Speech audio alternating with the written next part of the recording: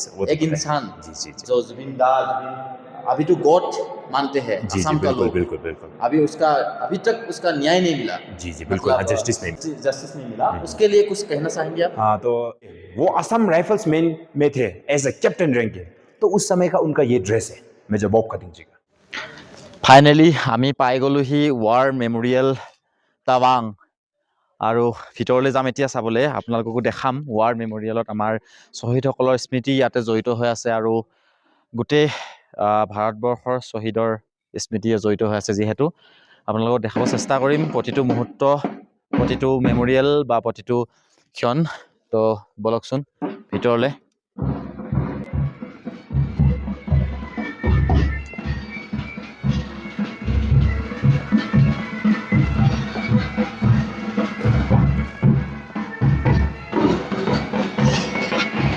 ইয়াতে শ্বহীদসকলৰ নাম আছে। ইয়াতে পাঞ্জাৱ, সেইটো ৰাজপুত, আৰু ইফালে যদি আমি চাওঁ গোৰ্খাসকলৰ শ্বহীদসকলৰ আছে ইয়াতে মেমৰিবিলাক, মানে নামসকল। এইটো চাওক। আৰু ইফালে আমি ভিতৰলৈ যদি চাওঁ, এইগৰাকী শ্বহীদ হৈছে মেজৰ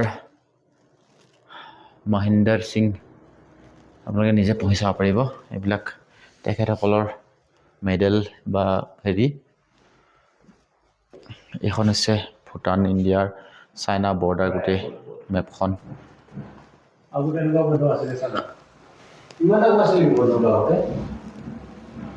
ইয়াৰ আগৰ পুৰণা দিনৰ বন্দুক। এইটো জাপানীজ 6.5 mm আৰু হেলিকপ্টাৰ, আগৰ দিনৰ হেলিকপ্টাৰ এখন চাওক।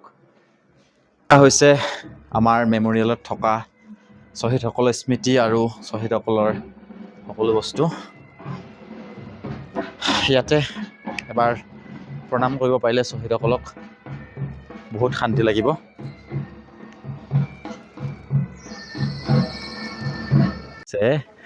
যে ফ্লেগবিলাক দেখিছে, ফ্লেগবিলাক ইয়াত যিমানবিলাক ফ্লেগ আছে টোটেল 30খন ফ্লেগ ইয়াতে আছে। আৰু এই 30খন ফ্লেগৰ পৰা 25খন ফ্লেগ হৈছে যিবিলাক ৰেজিমেণ্ট আছিলে আমাৰ যুদ্ধত যেতিয়া তেওঁলোকে অংশগ্ৰহণ কৰিছিলে। সেই মই দেখাইছোঁ আপোনালোকক, চাওক।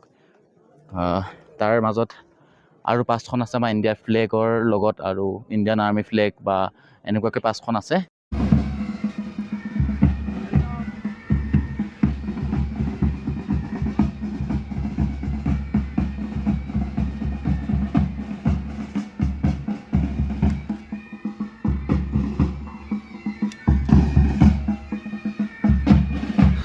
গাইজ, মই আছোঁ বৰ্তমান টাৱাং মিউজিয়াম, আৰু টাৱাং মিউজিয়ামত আহিছোঁ। আপোনালোককো দেখাম টাৱাং মিউজিয়ামত আছে কি, আৰু 1962 চনত টাৱাঙত হৈছিল কি, আৰু টাৱাঙৰ বিষয়ে যদি আপুনি জানিব লগা হয় তেন্তে মিউজিয়ামত আহিব।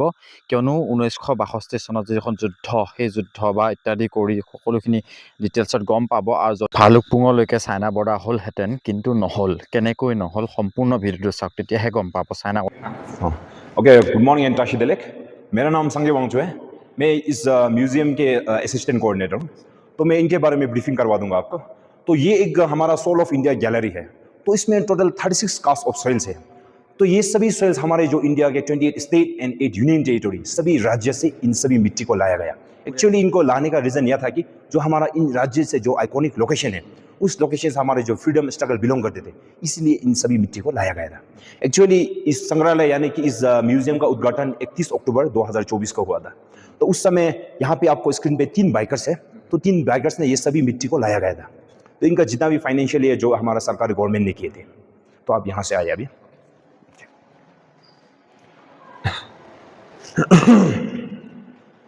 तो एक्चुअली यहाँ पे लिखा गया है कि ये जो हमारा म्यूजियम है, तो इसमें 4 पार्ट्स में डिवाइडेड किया गया। तो सबसे पहला है जो मेजर बॉब खतिंग जी, उनका जीवन कथा के बारे में। एक्चुअली ये म्यूजियम का नाम ही उनका नाम से है, आप बाहर देखे होंगे। तो सेकेंड, जब ये हमारा तवांग जो 1951 यानी कि 1951 में हमारा तवांग जो इंडिया का पार्ट किस तरह बना। फिर तीसरा है जो 1962 युद्ध, 1962 war, also known as Indo China war and Sino China war, उनके बारे में भी एक गैलरी है। फिर चौथा है Monyul the blessed land of Monpa. Monyul यानी कि जो हमारा तवांग का जो जगह है उनको मोन्युल बोला जाता है। फिर जो मोनपा है हमारे यहाँ के जो तवांग के ट्राइब, एक ट्राइब है, उनका मोनपा नाम से जाना जाता है। यहां से आइए। तो ये एक जो हमारा एक फुटेज है, द व्यू ऑफ तवांग। ये हमारा जो अभी भी आप शायद विजिट किए होंगे वहां पे, ये हमारा एशिया का सेकंड लार्जेस्ट मोनास्ट्री है और हमारा इंडिया का लार्जेस्ट मोनास्ट्री, जिनका नाम गंदन नामग्याल हात्सेवे के नाम से जाना जाता है। बट ये अनडेटेड है, काफी साल पुराना है, करीबन 60 इयर्स पहले का फुटेज है, इसलिए आपको यहाँ देख सकते हैं। पूरे उस समय गांव नहीं बसे थे, रोड भी काफी उस समय पहुंचे नहीं थे, इसलिए, बट अनडेटेड है। तो अब सबसे पहला जो ये म्यूजियम किसका नाम से है, उनके बारे में मैं आपको बताऊंगा। यानी कि जो म्यूजियम जिनका नाम है मेजर रालिंगनाव बोपखातिंग। एक्चुअली इनका नाम पूरा फुल नेम रालिंगनाव बोपखातिंग थे, लेकिन उनको प्रोनाउंस करने में थोड़ा तकलीफ होने के नाते मेजर बोपखातिंग शॉर्ट फॉर्म में बोलते थे। तो वो एक इंडियन मिलिट्री ऑफिसर थे, वो डिप्लोमेट भी थे, विजनरी भी थे। उनका सबसे बड़ा क्रूशियल रोल हमारा तवांग के लिए था। 1951 में मेजर बोपखातिंग जी की टीम तवांग पे आया, फिर उन्होंने यहाँ आके हमारा जो तवांग है इंडिया का पार्ट बनाया। तो उनके बारे में थोड़ा बताते हैं। तो उनका बर्थ हुआ था 20 फरवरी 1912, उनका बर्थ हुआ था। वो मणिपुरी से बिलोंग करते थे। उखरुल उनका जिला पड़ता था, यानी कि डिस्ट्रिक्ट। तो उन्होंने अपना जो स्कूलिंग पढ़ाई जो उन्होंने उखरुल मिशन स्कूल से कंप्लीटेड किए थे। फिर उन्होंने कॉलेज यानी कि बीए कॉटन कॉलेज अभी भी गुवाहाटी असम पे है, तो उसने वहीं से कंप्लीट किए थे। फिर उनका लाइफ का एज एक्सपीरियंस सबसे पहला वो टीचर रह चुके थे एज ए हेड मास्टर। फिर उनका 1951 में काफी बड़ा कंट्रीब्यूशन यानी अचीवमेंट हमारा तवांग के लिए थे। तो उनको देखते हुए 1957 में, ये है डॉक्टर राजेंद्र प्रसाद जी, ये है मेजर बोपखातिंग जी। 1957 में इनको पद्मश्री अवार्ड रिसीव किए थे। मेजर बोपखातिंग जी को पद्मश्री अवार्ड मिले थे। फिर उन्होंने 1939 को ब्रिटिश आर्मी ज्वाइन किए। उस समय ड्यूरिंग सेकेंड वर्ल्ड वॉर चल रहे थे। 1939 से लेकर 45 तक ड्यूरिंग सेकेंड वर्ल्ड वॉर चल रहे थे, उसमें भी उन्होंने पार्ट लिया था एज अ किंग्स कमीशन। फिर उन्होंने he held several notable positions throughout his career. तो उसका लाइफ में काफी सारा पोजीशंस थे। तो आप देख सकते हैं उन्होंने आर्मी में भी काफी साल बिताया, फिर उन्होंने पॉलिटिक्स में भी ज्वाइन किया था, फिर उन्होंने आर्मी में, फिर 1950 में वे असम राइफल्समैन में थे एज ए कैप्टन रैंक के। फिर उन्होंने एडमिनिस्ट्रेशन पे भी काफी साल उन्होंने बिताया। फिर यहाँ पे वो एम्बेसडर भी बने थे। जब 1972 से लेकर 1975 तक वो बर्मा के एम्बेसडर रह चुके थे। फिर फाइनली उनका रिटायरमेंट हुआ 1982 को as a chairman administrative reforms commission from Manipur से रिटायरमेंट हुआ। फिर उनका फाइनली जाके उनका जब एक्सपायर्ड हुआ था, देहांत यानी कि 1990 में हुआ था, बिकॉज ऑफ हार्ट अटैक से हुआ था। उनका कारण हार्ट अटैक से हुआ था।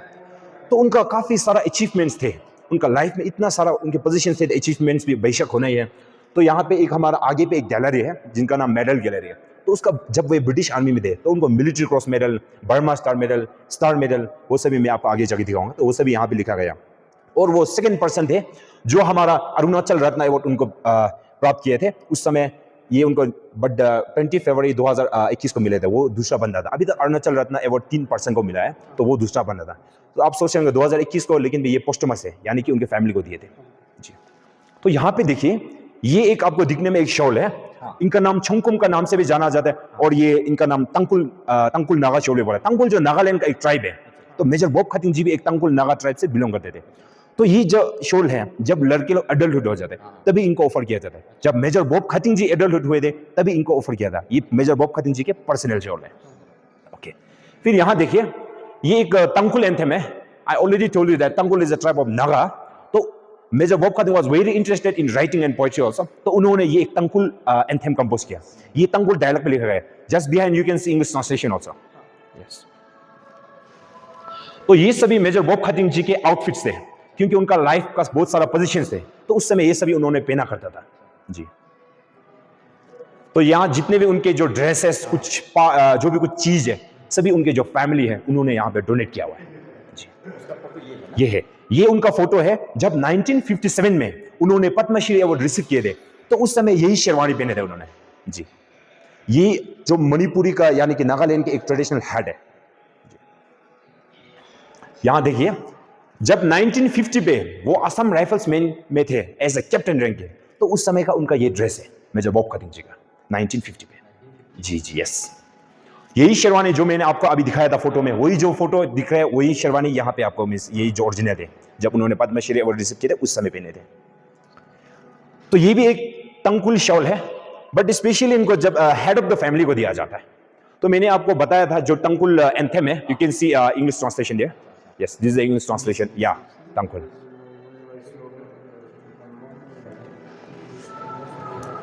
और ये फिशिंग का कुछ यस यस, हाँ हाँ. तो उनको हर किसी का एक हॉबी होता है. तो मेजर बॉब खातिन जी को यह हॉबी था कि उनको फिशिंग के लिए काफी इंटरेस्ट देते हैं. तो ये उनका फिशिंग मेमोरियल किट्स है मेजर बॉब खातिन जी का. उनका इस्तेमाल हुआ। जी जी, हाँ हाँ हाँ. क्या बोलते हैं? ये नाइफ जी, उनका पर्सनल नाइफ थे. तो ये उनके आर्मी बैग्स थे. तो ये जब एक फ्रेम है, आप देख सकते हैं यहाँ पे काफी सुंदर हैंडराइटिंग से लिखा गया है. जब उन्होंने पद्मश्री अवार्ड रिसीव किए थे, तब उस समय उनके कलीग्स एंड उनके स्टाफ ने एज एप्रिसिएशन के थ्रू पे ये फ्रेम उनके लिए डेडिकेट किए थे. जी. तो ये सभी उनकी आर्मी के कुछ पार्ट्स हैं, यानी कि गन कवर, बेल्ट, बैजेस. तो यहाँ पे एक हेड जो दिख रहा है, ये टिबेटन्स के हेड है, जो टिबेटन्स है. जी, टिबेटन्स. ये भी टिबेटन्स के ड्रेस है, जिनका नाम छुपा के नाम से जाना जाता है. जी, छुपा. तो मैं आपको सबसे बड़ा एक इतिहास बताना चाहूंगा तवांग के बारे में. 1951 से पहले हमारा जो तवांग जगह है, वो यहाँ पे कोई शासन चलाता था, जो टिबेटन्स थे. तिब्बती यहाँ पे आके हमारा तवांग पे शासन चलाता था.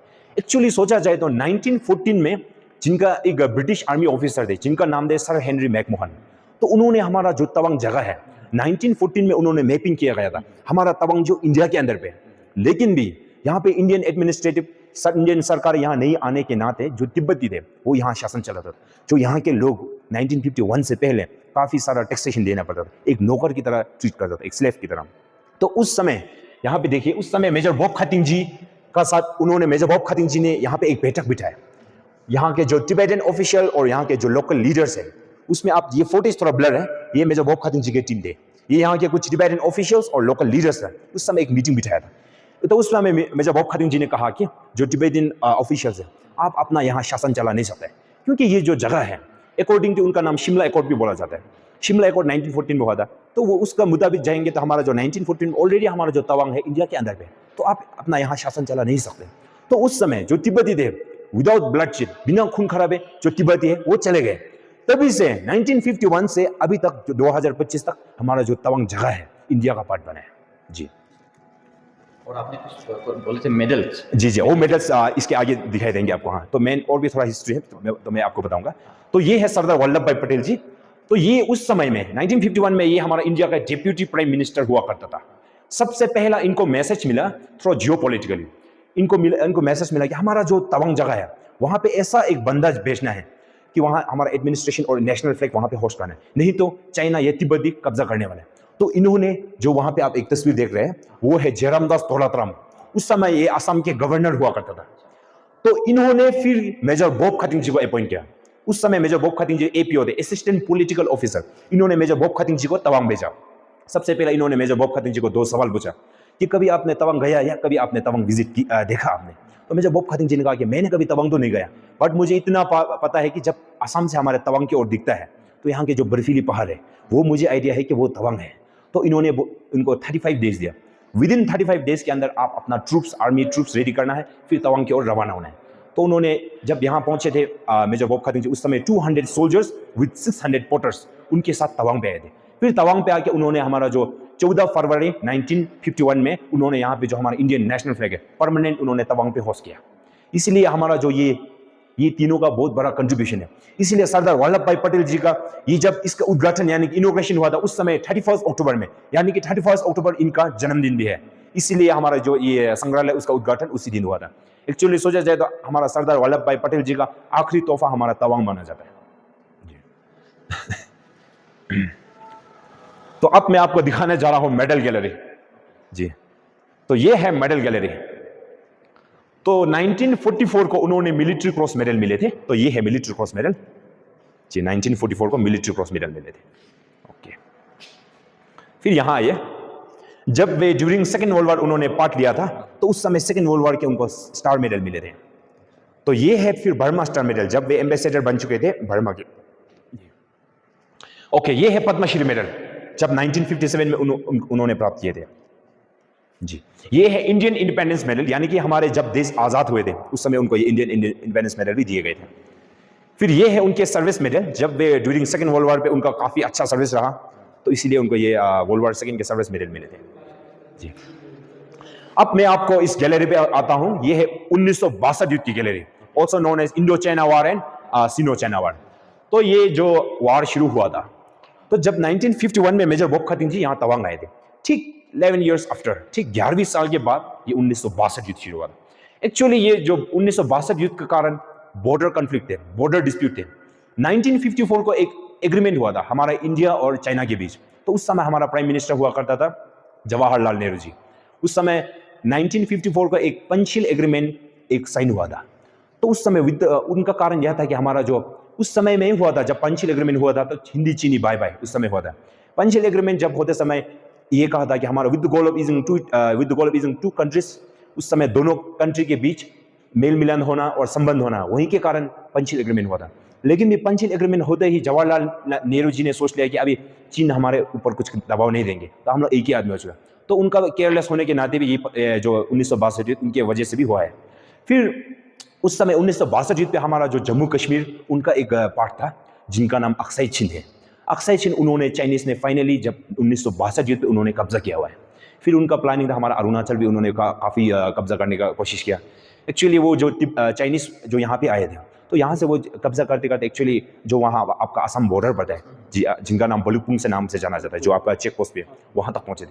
फिर उन्होंने और भी आगे जाने का कोशिश किया, तो उस समय हमारा जो इंडियन मिलिट्री थे तो वो भी फिर बढ़ते गए, फिर वो खामखा वापस आना पड़ा। फिर आप यहाँ देख सकते हैं ये सभी कुछ 1962 युद्ध के कुछ बैकग्राउंड से, यानी कि कहानी शुरू हुआ था 1962 वार के 13 अक्टूबर 1913 से। तो ये सभी एक्चुअली कहानी शुरू हुआ था, क्या क्या हुआ था ये सभी यहाँ पे। तो मैंने आपको जो बताया था एक सर हेनरी मैकमोहन 1914 में उन्होंने मैपिंग किया था, यही मैप थे। ये जो रेड लाइन है ये है मैकमोहन लाइन। तो एक्चुअली हाँ, you can see Tawang is already under McMahon line ji. तब यहाँ देखिए वार स्टार्ट हुआ था 21 अक्टूबर 1962 से वार स्टार्ट हुआ था। तो यहाँ से लेकर टिल 22 नवंबर 1962, यहाँ पे 23 दिया हुआ है, लेकिन 23 में प्रिंटिंग प्रेस हुआ था, इसलिए ये प्रेस कवरेज प्रेस हुआ था।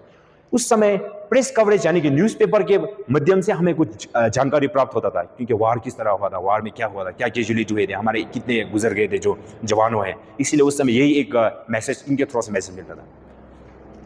तो हमारा तवांग पे 3 सेक्टर है, यानी कि सबसे पहला है Zimithang sect, Bomla sect and the last south of Tawang. जब चाइना ने हमारे तवांग पे अटैक किया था तो उस समय सबसे पहला उन्होंने जिमिदांग सेक्ट से एंटर किया था। तो आप यहाँ सामने देखें, यहाँ पे एक रूट है जिनका नाम है केमजामनी, यहाँ से चाइना ने अटैक किया था। एक्चुअली ये एक रीजन था क्योंकि हमारा जो स्पिरिचुअल लीडर यानी कि दलाई लामा जी जब चाइना से इंडिया पे आए थे तो उस समय उन्होंने भी यही रूट से आए थे केमजामनी। उस समय जब दलाई लामा इस रूट से आते समय उन्होंने एक नॉर्मल स्टिक एक वहाँ पे गाड़ दिया था, तो ऑटोमेटिकली वो जो पूरा उगना लग गया, पूरा ग्रो होने लगा। अभी बहुत बड़ा एक पेड़ है उनका, जो हम लोग होली ट्री भी माना जाता है। इसीलिए चाइनीज को भी लगा अगर हम भी, जो दलाई लामा उनको पता था कि ये रूट से आया, अगर हम चाइनीज वाला भी यहाँ से अटैक करते तो हमको कब्जा करने में आसानी होती, इसीलिए उन्होंने ये चुना। यहाँ पे कुछ क्रॉस बॉक्सेस आपको दिख रहे हैं, तो ये सभी आर्मी स्टेशन थे उस समय जब तैनात थे, यानी कि 9GR ये सभी रेजिमेंट के नाम है, 9 पंजाब ये सभी। तो फिर उन्होंने अगला चाइना बॉर्डर यानी कि बोमला सेक्ट यहाँ से एंटर किया था। तो अब बोमला गए क्या? नहीं, बोमला जो हमारा चाइना बॉर्डर पड़ता है, तो यहाँ बोमला से आगे पूरा चाइना है, तो बोमला का अंदर हमारा जो ये बॉर्डर पड़ता है, तो उस समय में भी यहाँ से भी उन्होंने अटैक किए थे। फिर आखिरी आता है जो साउथ ऑफ तवांग, यानी कि मैंने आपको बताया था कि जो वहाँ बलुपुंग तक लगभग पहुँच गए थे वो, तो यानी कि देखिए ये है टेंगा। फिर यहाँ से उस समय यहाँ छाकू एक स्टेशन हुआ करता था, तो उस समय वहाँ तक आए थे। तो एक्चुअली उनका नाम यहाँ पे बलुपुंग तो दिखाया नहीं जाता है, लेकिन छाकू जो वहीं का प्लेस है। तो ये सभी 1962 युद्ध के कुछ हमारे जो इंडियन मिलिट्री के कुछ चीज़ें जब यूज़ हुए थे, यानी कि helmet, water bottles and bayonet, ये सभी 1962 युद्ध पे यूज़ हुए थे जी।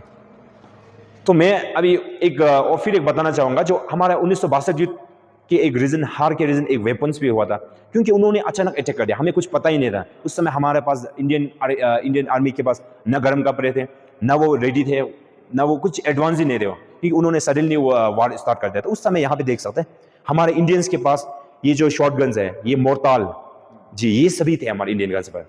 दे are so advance in weapons, you can see there, these are the Chinese guns, वो काफ़ी एडवांस थे चाइनीज। तभी का है, हाँ जी, तभी का है, यस 1962 युद्ध का, ये चाइना का है, ये भी चाइना का है, ये भी चाइना का है। क्योंकि हम लोग 1-2 चलाएंगे, उनके पास तो they have machine gun also, वो तो 100 चला देंगे। ये भी एक हार के कारण था। अच्छा, ये जो चाइना का हथियार आप दिखा रहे हैं, जी हाँ, ये उस समय का, जी 1962 युद्ध का समय हमारा का, साथ ये था। हमारा साथ यही रहा। इसीलिए हम लोग कंपेयर कीजिए, हम लोग बहुत पुअर थे वेपन्स में भी।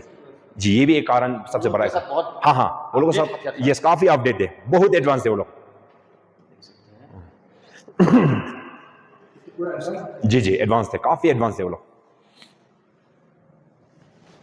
और ये ग्रेनेड लॉन्चर ये हमारे ये इंडिया का थी। यस यस ये ग्रेनेड लॉन्चर है, हमारे पास यही थे। और ये बड़ा तोप जी जी ये मोरताल है इनका नाम। जी मोरताल ये हमारे इंडिया के थे। जी जी और ये शॉटगन्स हो गया, यहां से आया। तो ये है गैलेंट्री अवार्ड्स, यानी कि 1962 वार पे जितने भी जो हमारे गैलेंट्री अवार्ड्स यानी कि शहीद हुए हैं, ये सभी शहीद हुए की तस्वीरें आप देख सकते हैं। यहाँ जब शहीद होने के बाद सबसे बड़ा दिया जाता है यानी कि मेडल, परमवीर चक्र, महावीर चक्र, ये सभी मेडल्स दिया जाता है। ये सभी मेडल रैंकिंग है, आप यहाँ देख सकते हैं। ये जितने भी मेडल्स है यहाँ पे ये सभी को दिया हुआ है। जब 1962 युद्ध पे ये सभी जो हीरोज है हमारे, इन्होंने अपने लाइफ सेक्रीफाइस किया।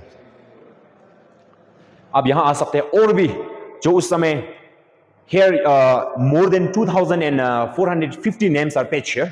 These are the sipais from different regiments. तो ये सभी भी शहीद हुए थे, ये सभी के नाम यहाँ चिपकाया हुआ है।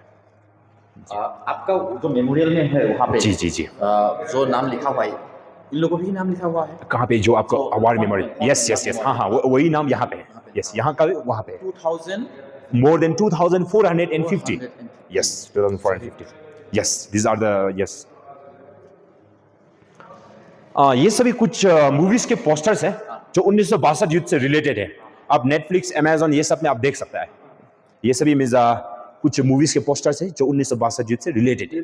जी जी यस और ये जो ये हथियार ये भी चाइनीज के थे। जी ये भी चाइनीज के थे। हाँ हाँ ये चाइनीज के, वो भी चाइनीज के थे। जी वो काफी एडवांस है। जी जी तो यहाँ एक बुक है जिनका नाम हिमालयन ब्लंडर है। तो एक ब्रिगेडियर ने लिखा था जिनका नाम जेपी दालवे है। 1962 युद्ध का जितना भी कहानी है पूरा इनमें लिखा गया है। जी तो यहाँ पे देखिए, यहाँ पे टोटल 46 रेजिमेंट्स के बैचेस है। तो जब 1962 युद्ध पे ये सभी रेजिमेंट्स ने भाग लिया था। जिस आप देख सकते हैं यहाँ पे टोटल 46 रेजिमेंट्स के ये बैच है। 46 yes yes 46 yes these all regiments participated on 1962 war. Sir जी अभी जो हम लोग मेमोरियल देख चुके हैं, जी जी बिल्कुल। ये तो तवांग का हो गया। जी जी हमारा असम में भी एक फेमस है। जी जी पूरा बिल्कुल। इंडिया में नहीं, पूरा हाँ, वर्ल्ड में फेमस है। यस यस वो तो एक पता है। इंसान जी जी जी जो जुबिन दा अभी तो गॉड मानते हैं जी असम जी का बिल्कुल लोग। बिल्कुल बिल्कुल। अभी तक उसका न्याय नहीं मिला। जी जी बिल्कुल हाँ, जस्टिस नहीं मिला। जस्टिस नहीं मिला। उसके लिए कुछ कहना चाहेंगे आप? हाँ तो सबसे पहले तो मैं काफ़ी थोड़ा दुख भी हूँ क्योंकि हम लोग ने ये जो असम और हमारे सभी का दिल में छा गया था जो जुबिन दा जो शख्स थे, तो वो एनलाइटन हो चुका है, वो गुजरने गए, वो अमर हैं। वो सभी के लिए उनका गाना में मीन्स इतना अच्छा गाना जो बॉलीवुड में भी काफ़ी उन्होंने गाया है, तो उन्होंने हर ट्राइब का गाना भी गाया है। तो सबसे पहला उनका जो मैं गाना था वो गैंगस्टर से गाए थे जिनका नाम या अली। तो वो काफ़ी मुझे बहुत अच्छा, मेरा एक मनपसंदीद यानी कि one of the favourite song थे। तो यानी अभी जो जस्टिस के ऊपर बात किया जाएगा तो बिल्कुल उनको जस्टिस मिलना चाहिए। हमारे जो असम है, पूरी इंडिया उनके जस्टिस के लिए बेताब है, इसलिए उनको जस्टिस बिल्कुल मिलना चाहिए। जी और गाना जो आप गुनगुनाएंगे? गाना अभी या अली में एक लाइन जुबिन दा के लिए ट्रिब्यूट के लिए गाना चाहूँगा। या अली मदद आली, या अली यार पे है कुर्बा है सभी, या अली मदद आली, या अली यार पे कुर्बा है सभी। ये मैं उनके लिए जुबिन दा के लिए ट्रिब्यूट करना चाहूँगा। Thank you okay thank you so much. Zubeen da को जस्टिस मिलना चाहिए। बिल्कुल बिल्कुल। तो सब लोग जस्टिस मांग रहे हैं। यस बिल्कुल बिल्कुल। हाँ बेशक मिलना चाहिए। Okay thank you.